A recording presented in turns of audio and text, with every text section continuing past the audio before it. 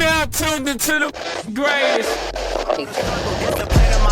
So when that bag come, I won't fumble. I'm just stacking on the low, but hey, I'm tired of being humble. Let me get to it. That motivation music. Get control of your life, don't let nobody else do it. Cause when I gon' have matching S550s cruising. Feel like you winning on the.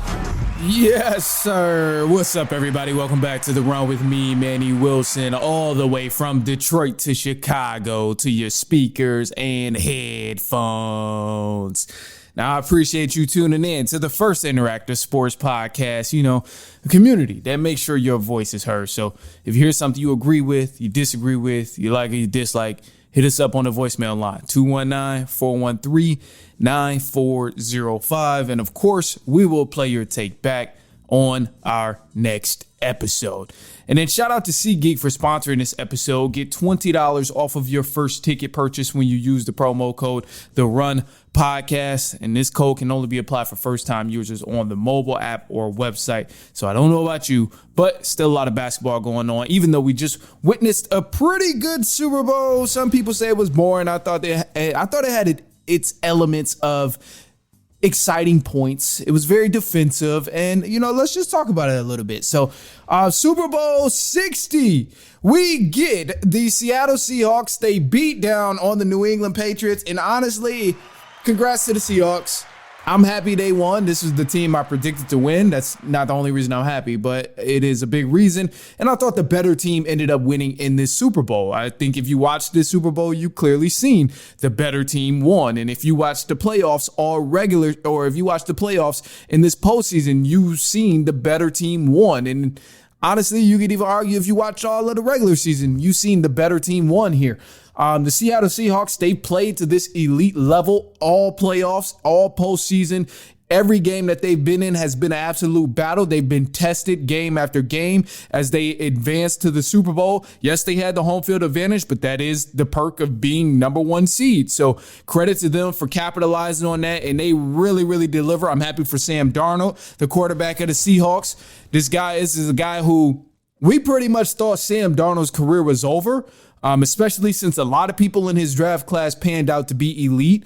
You look at Joe Burrow and Lamar Jackson, all these other elite guys, Josh Allen, these elite quarterbacks who have the statistics, but they're missing that one key statistic that everybody cares about, which is winning a Super Bowl. And just shout out to Sam Darnold for really, sticking with it. I'm sure it's been an up and down battle for him, just being on all these different teams and going through these different things of the narratives being good and bad for him. And then, being tossed around this league, I'm sure it's not easy. So I'm happy for Sam Darnold, the way he's turned it around and the way he ended up. He didn't play the best game in the Super Bowl, let's be honest, but he won it. He got him a ring, and he played good in other games on the journey to the Super Bowl. So for him to get a lot of help and get bailed out by his defense, that's okay. The other team in this matchup was been bailed out by their defense the whole time.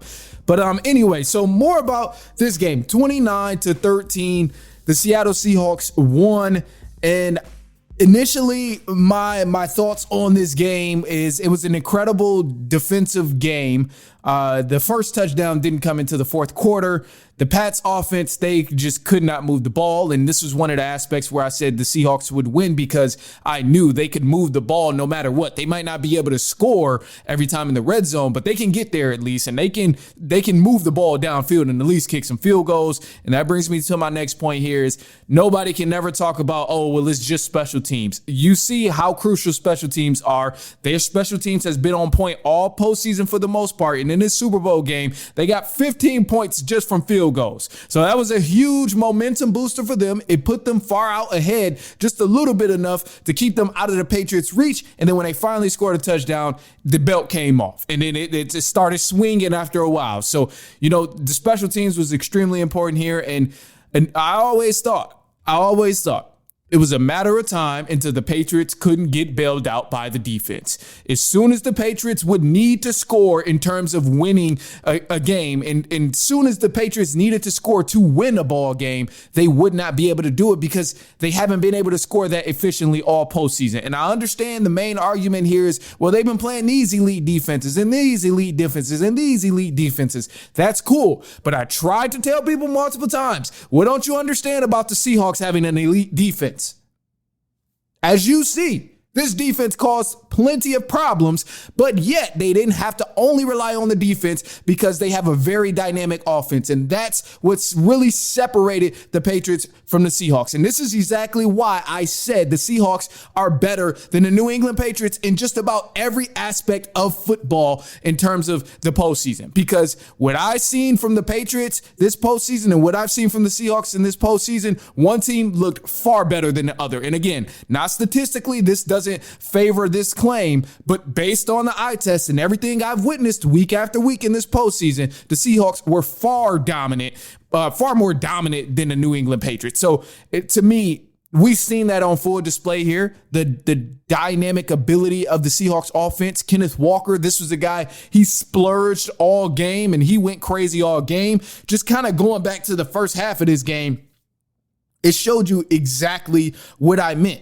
Drake May had under 50 passing yards in the first half of this game. The Patriots offense had the Patriots offense had under 40 rushing yards in this football game of the first half. Drake May was sacked 3 times in the first half of this game. And I know people say, well, the O-line this, the O-line that. The O-line has been bad all postseason. Drake May has been sacked 5 times in every game of the postseason. So this wasn't even a big surprise that the Seahawks were going to eat him alive. I already knew that was going to happen. So the offense was extremely stagnant, and you cannot play that way against a talented Seahawks team that has a great defense and also a tremendous dynamic offense. Because while the Seahawks were struggling in the first half, couldn't move the ball, couldn't really get any first downs, while the Patriots were struggling in the first half, couldn't get any first downs, couldn't really move the ball, couldn't complete passes outside of the flat routes, the Seahawks, they weren't thriving, but yet they were still able to move the ball. The ground game was working. Kenneth Walker damn near rushed for 100 yards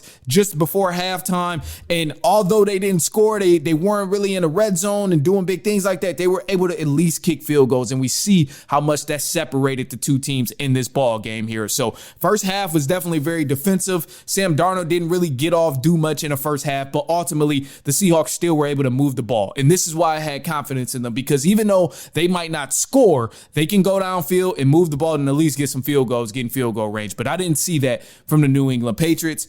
And then you kind of turn toward the second half of this game, and this continued for the New England Patriots. They still struggled. They continued to have some rough times with moving the ball down the field. They didn't really get activated. Ground game never really got going, couldn't really complete any passes. At one point, I believe it was like midway in the third quarter, at one point, the Patriots only had 4 first downs. At all the way through midway point of the third quarter, the Patriots only had 4 first downs. And to give you more context, the Seahawks had 14 at that time.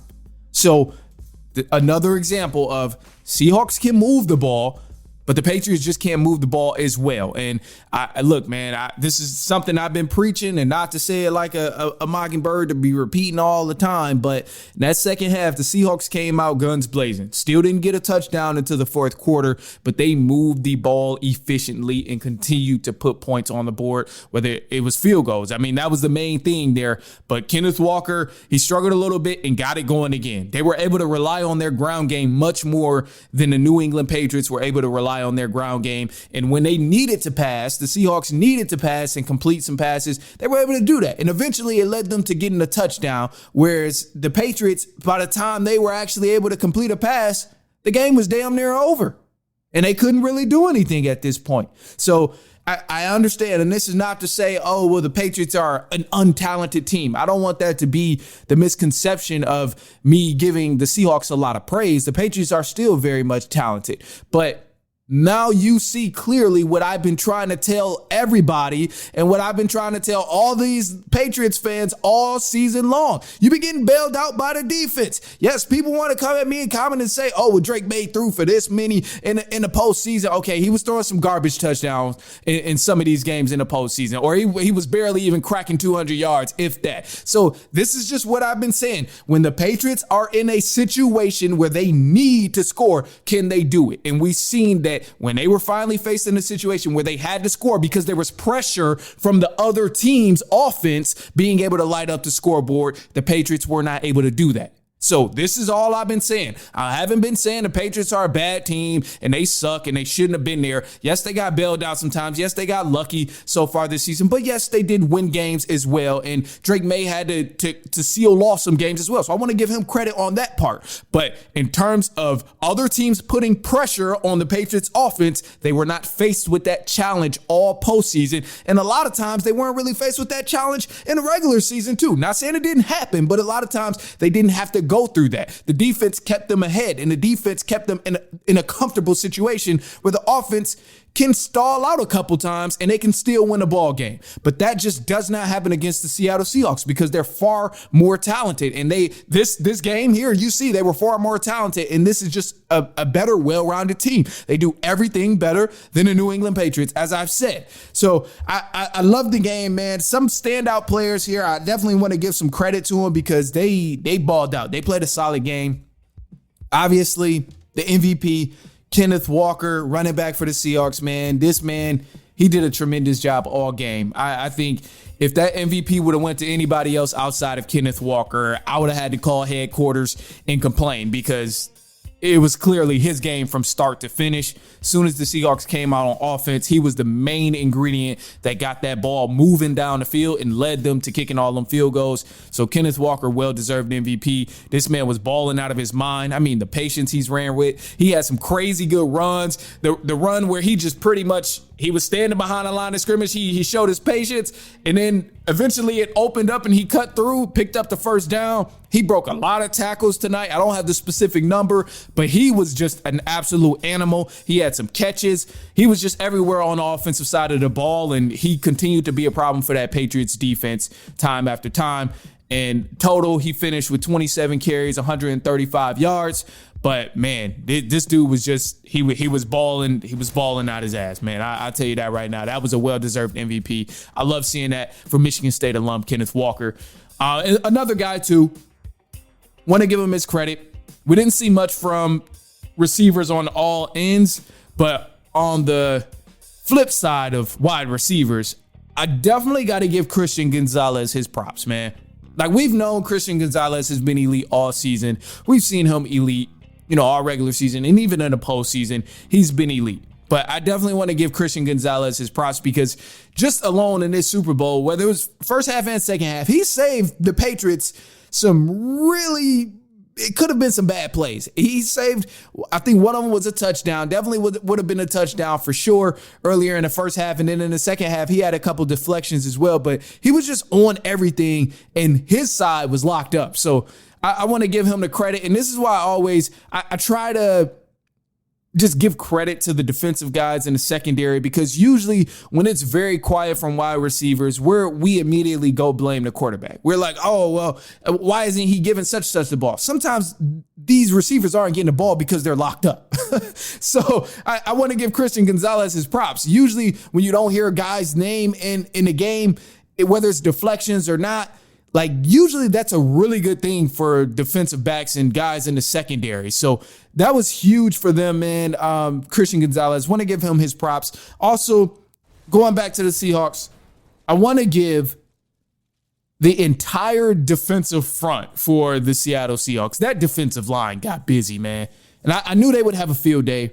6 sacks on Drake May, which was a Super Bowl record, by the way. And I know the Patriots offensive line is very young and they're still got a lot to learn. But like I said, this team has given up 5 sacks in every playoff game that they've played so far. So I just knew the Patriots would eat them alive. That Seahawks front four, man, was just lethal. A lot of times, it wasn't even the blitz that was really getting to Drake May. He didn't get sacked off a blitz a lot of times. It was just the pass rush was that good. They were beating the Patriots offensive line every time they stepped on the field. And every time they ended up forcing a sack or a fumble, whatever the case was for Drake May. So I was definitely excited to see that about the Seahawks front four, man. They were just getting to it.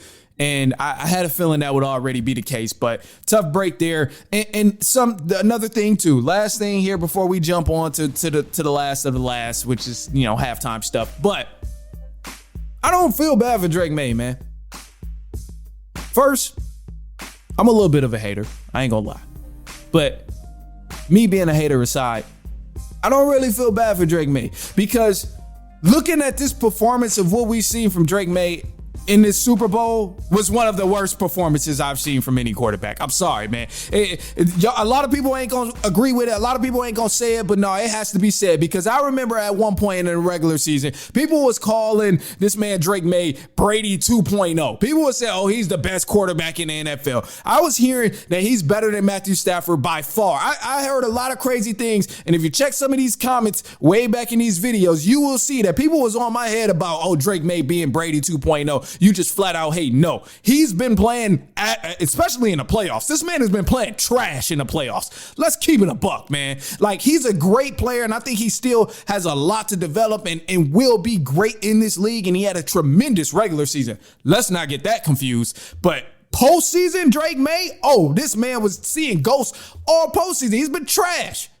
He's been trash. His QBR has not been high. You look at his completion percentage, it has not been the best. And in the Super Bowl specifically, the game where you need to show up out of any game you could possibly play, Drake May wet the bed, because some of these passes, where the hell was you throwing the ball? The interception he threw, 2 interceptions this game. Where the hell was you throwing the ball? Gave up a fumble and things like that. What was going on, man? He was out there seeing ghosts. I know that Seahawks defense is elite, yes, but based on what people told me, oh, the Seahawks defense is going to be nothing, because Drake May already played some of the best defenses in the NFL, meaning the Denver Broncos, meaning the Houston Texans. So I was like, okay, whatever, I'll let it slide. But now we've seen this performance here, and it's only right that we critique Drake May in his play that he had in the Super Bowl. It was garbage. It was absolutely garbage, and one of the worst performances that I've seen in the NFL Super Bowl. Absolutely. So again, great future, had a great regular season. Will probably be back in the Super Bowl, and I'm sure he's going to be competing for a Super Bowl, because this is an elite Patriots team. So I'm not going to go that far in terms of saying the crazy things, but I think it's only fair that we be honest about what we've seen from Drake May, man, because these performances that he had in the playoffs was not good. And it just, for a Super Bowl, a game where you have to show your best, it wasn't good. And for anybody who's out here and they're like, oh, well, Sam Darnold, he did the same thing. This is the same thing with Sam Darnold. So you can't talk about Drake May playing bad if you don't bring up Sam Darnold. I understand this, because I know this is going to be a thing that people say to me is, oh, you're going hard on Drake May for playing bad in the Super Bowl when Sam Darnold did the same thing. Yes, Sam Darnold didn't play the best game. Drake May stunk it up even worse than Sam Darnold, which is even crazy. But I've seen Sam Darnold go off all postseason. This man has been balling at a very high caliber all postseason. The game against the Rams, he went off. You look at the game before that, he went off. All of his games in the postseason has been great, absolute cinema. With Drake May, I can't say the same. So this would have been the first game that we watched Drake May go off, and it had been a performance where we're congratulating him and saying, okay, he actually won this game, rather than his defense locking up and winning him the game.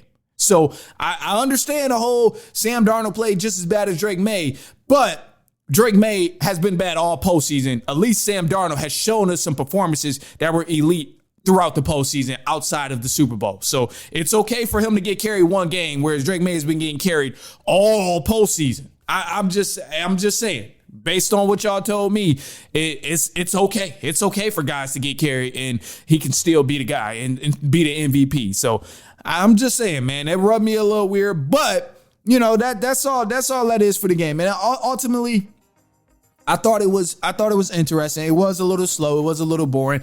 Definitely it was a field goal fest. Yeah, Super Bowl 60 was a field goal fest. We had some good moments. There were some times that was interesting in the game, but ultimately, if you was back and forth doing whatever and wasn't really watching, you ain't missed that much, man. It was a field goal fest. It was a field goal fest. Kenneth Walker put on a great performance. That's probably the only thing you missed. But other than that, Drake May ain't do nothing. The Patriots ain't do nothing. It was a Kenneth Walker show in a field goal fest. Put it that way. But I ain't mad at it. It was also very defensive. There was some great defensive battles going on in this game between these two teams. So I'm okay with that part. But field goal fest. All right, man. Look, let's go on to the halftime show. We had Bad Bunny at halftime, and I liked it. So we'll talk about that in just a sec. It is halftime. We'll be right back.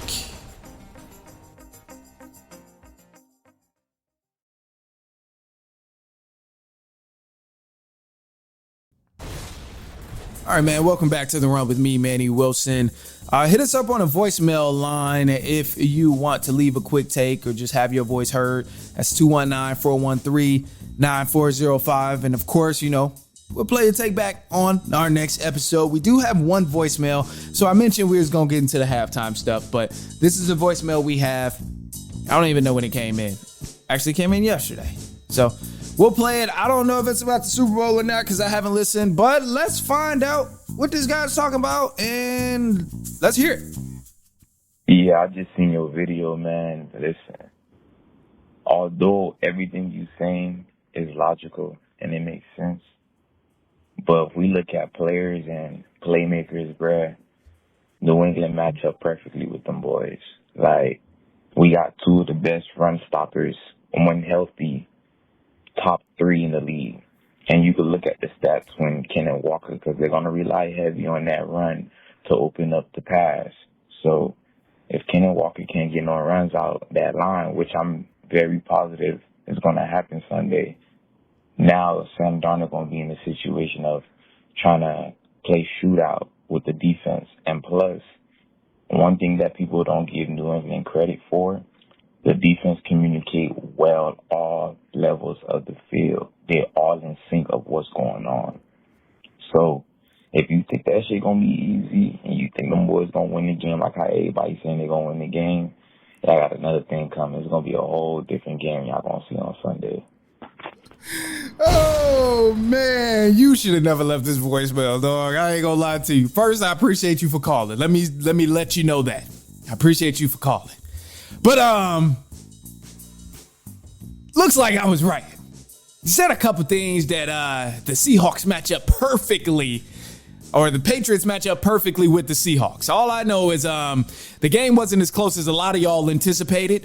29-13, and the game was much worse. It was one-sided for the Seahawks, if you will, because some of these points came in garbage time when the game was already over. So it's just funny to me that so many people watched the Patriots defense carry time after time after time after time, and didn't expect the Seahawks offense to go off like they've been doing all postseason. And this just tells me, bro, that some of y'all don't watch football outside of your main team, because everyone who's a Patriots fan and they just thought they was going to just go to war and beat down on the Seahawks and just battle them and it be a shootout offensively or whatever the case was. You had some sort of fantasy in your mind. It just tells me you did not watch the Seahawks, because if you watched the Seahawks all postseason, you would see that they are elite on all sides of the ball. They're elite offensively. They're elite defensively. They're elite on the defensive front. They're elite in the secondary.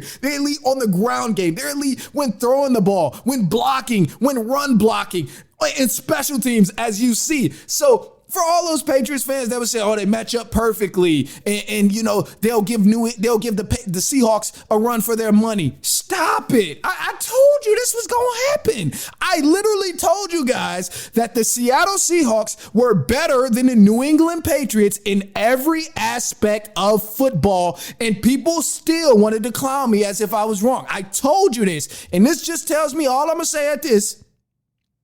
Watch football outside of your team, because this just tells me if you didn't know that the Seahawks was this elite on all aspects of the field, just shows me that you weren't really paying attention to them in the postseason. You was watching them boring-ass AFC games when the defenses was winning the games for Drake May, and the other team had no quarterback or offense to even put pressure on the Patriots offense. So I'm just saying, man, I'm going to leave it at that. I ain't even going to get worked up about it because I already talked about it in the first half of the show. But outside of the game, again, appreciate you for calling. I love it. I'm glad you left a take on there, but I told you, man, your timing was the timing was awful.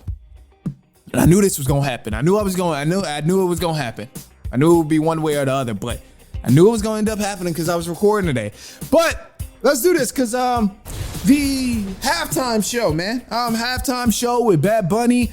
Man, it was a tremendous performance. I actually really, really enjoyed this performance with Bad Bunny.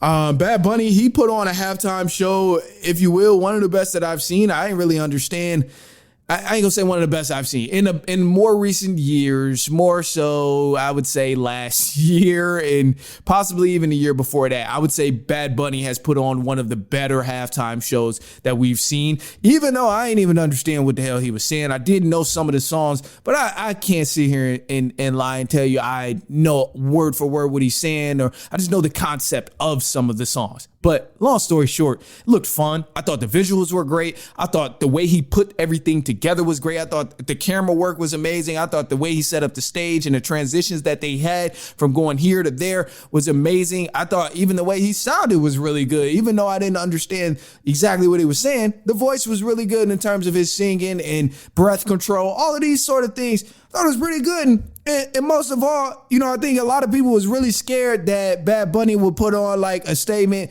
say fuck ICE and stuff like that, which I would say, you know, I understand why he didn't. But I think the route that Bad Bunny went in terms of saying, oh, well, fuck ICE and we hate what everybody's doing right now was really good. The approach of saying, you know, love is stronger than hate. I personally, that's something I love that, man. I love it. I thought it was really good. And also just saying like, you know, this is what makes America good is the fact that we have everyone here and there's so much diversity. This is what America truly is. I thought it was great, man. So I have no real complaints. I don't really think I have any complaints actually about the halftime show. I know people will nitpick at certain things and get very weird about political things, but you know, I think it's silly if people are getting very nitpicky about certain things that happen in the halftime show, especially if these are the same people that didn't even know that this man Bad Bunny is an American. So I don't really want to get too far into it, but above all, I thought it was good, man. He made it entertaining in a way where even if you didn't understand what he was saying, you could still have a good time. And I guess that's the big takeaway is if you didn't really enjoy that halftime show with Bad Bunny, to me, I more so look at it like you had intention of not liking that halftime show. If you didn't enjoy it, you had intention of not liking that halftime show. You didn't want to have fun when you watched the halftime show. You probably didn't even give it a chance to see the good aspects of the halftime show. You probably picked it apart and only looked for negativity if you didn't enjoy that halftime show, because that was a damn good halftime show. Especially if you think this half show time wasn't good, then I would hate to see what you thought about the previous halftime shows that we've seen over the last 3 years, because this one with Bad Bunny, you could argue that it's one of the best that we've seen in the past few years. Personally, I love Kendrick Lamar, and I don't even want to compare artistry and things like that. But I personally like this performance much better than last year's. I thought it was good on aspects, and watching it, I just had a good experience watching it. I just enjoyed it. I thought it was fun. So look, man, outside of that, I'm gonna leave y'all on some positivity. Sorry if your team lost and you know you're the Patriots, but I'm happy the Seahawks won, and this is the end of football season, man. This is it. Football season is over. We're about to go into some free agency. I'll probably still cover that part of the Falcons. But successful hate watch. Successful hate watch against the New England Patriots. Happy about that, you know. Patriots, they ended up going to the Super Bowl and losing. It was about time. It was only a matter of time until the Patriots seen an ass whooping like this, because they've been getting bailed out all postseason. I mean, you look at the road that they had. Congrats on winning these games. It's hard to win ball games in general, yet alone the playoffs. So congrats to that. But it was only a matter of time until you ran into a competent offense, or an offense that can actually put some things together, yet alone an elite offense like the Seattle Seahawks. But hey, I enjoyed this season. It was a great postseason, and yeah, man, that's all I got. So positivity before I leave you guys is just gonna be, you know, find the bright spots in life and in the hard times. Just find the bright spots. There's always something positive you can turn to or just look for and trigger that thought. So, you know, it's a positive mindset. My boy Cole dropped, which is dope. You gotta check out the Fall Off also. But before I keep rambling on here, I'm up out of here, man. I'll see you guys later on this week, and so on and so on and so